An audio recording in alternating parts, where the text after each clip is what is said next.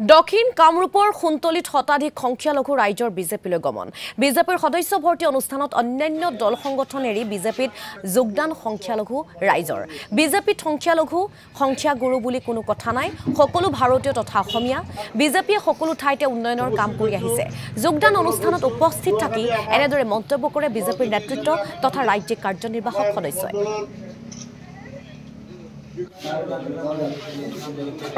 আনুমানিক প্ৰায় 500 মান সদস্য আজি আনুষ্ঠানিকভাৱে ভাৰতীয় জনতা পাৰ্টি যোগদান কৰিলে আৰু আগন্তুক দিনত আমাৰ সংখ্যালঘু এৰিয়াত আপোনালোকে চাব গোটেই অঞ্চল বিজেপিমুখী হৈ যাব।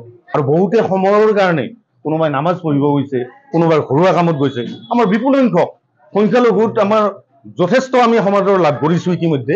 আৰু গতিকে আমি ইমানেই ভাল লাগিছে আজি ইয়াতে আমি সুদূৰ আপোনাৰ গুৱাহাটীৰ পৰা আহিছোঁ বা মিৰ্জাৰ পৰা আহিছোঁ। আমি কিয় আহিছোঁ? এইকাৰণে আহিছোঁ যে আমাৰ আজি মান্নাৱ চৌধুৰী দা 2 বছৰ আমাৰ দক্ষিণ কামৰূপ জিলাত উপ সভাপতি পদ অলংকৃত কৰিছে।